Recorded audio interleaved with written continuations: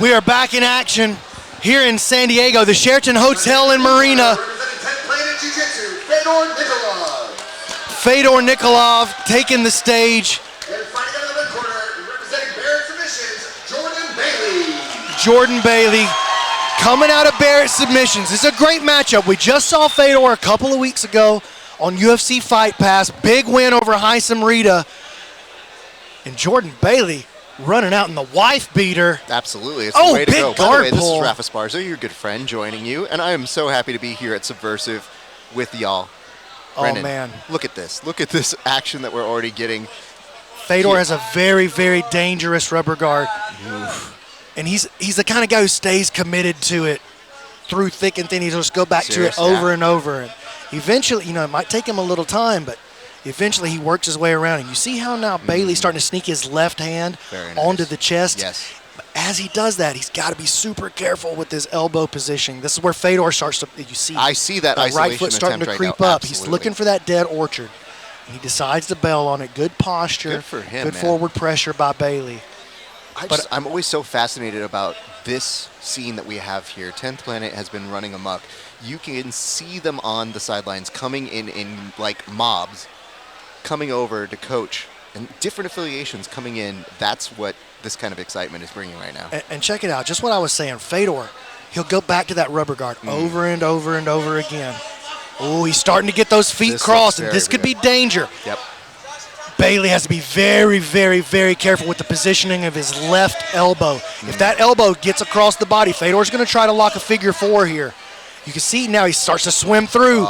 It's getting deeper and deeper here for Bailey. And I'm worried about that right arm too. Beautiful. He pressured forward. Very nice. But boom, right back to it again. Here comes Fedor again. You weren't kidding about that, going back to it and being relentless with it, sir. And again, the ease of which he's able to maintain that position.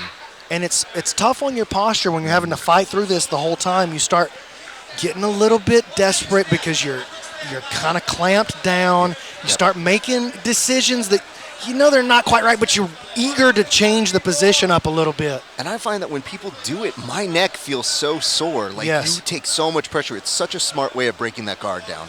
And now look, as Bailey is trying to back out a little bit, he's giving Fedor more and more control over his posture when he does that, actually.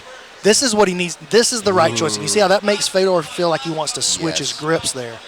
Now he's wiggling that left arm. Does that do anything, Brandon? Well, it's just all about the positioning of that left elbow. If he stays disciplined with that left elbow, it's going to be really hard for Fedor to get anything going as far as a dead orchard is concerned. But he still could think about clearing the head, and you now start to hear that call from his corner. They want him to take his right arm and bring it around the other side of the head and start looking to attack an omoplata. But he's using that gag reflex with his fist to try to get Bailey to push away and bring that elbow out of position. Trying to create some sort of space and distance, maybe that you'll lose a little bit of that grip, and yet not at all. Oh my goodness, please don't. 3-minute mark just passed, halfway through this one. It's been all rubber guard so far. Fedor, though, not able to make anything work. Bailey doing a fine job. He stays stacked up. He keeps that elbow wide. You see that? He does not want to put it into a poor position, let it get close to the center of the body. And Brandon, correct me if I'm wrong, but it doesn't take long to get kind of put into a lull here where you just think you leave something out accidentally.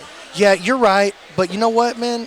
Credit to Bailey because he just hasn't, he's had his posture controlled. He's been in the rubber guard, but he hasn't put himself in big danger. There hasn't been any big, now elbow starting to get drifting a little close to the center line here. As soon as I say that, if he tries to pull out right here, it could be a big problem for him. Yeah. Fedor wants to figure four, lock those legs together into a triangle with both arms trapped on the inside. He has a great position to start setting that up, and here goes that elbow. Oh, it's not quite there. It's very close, Roth. It's getting closer and closer. He's going to get it, Roth. Starting now to lock that down. He's going to flip his right hand over, palm down against the back now, and he's going to rip that hand out, and when he does, he's going to attack the left arm of Bailey. Bailey has to be very careful here with 90 seconds to go. Here he comes. Oh, big arm lock attempt. And It looks like we got a tap And he's here. got it! Fedor Nikolov! Wow. 10th Planet product out of HQ there in Los Angeles, utilizing the rubber guard to the Dead Orchard. Just what an impressive lesson in rubber guard, sir. And you know what? We knew coming in, that's exactly the kind of game that Fedor's going to play. He's going to stay committed to his A game, and he's going to funnel you in there eventually. Yes. Eventually you get tired. Eventually you make just a tiny mistake. Yes. That elbow starts to drift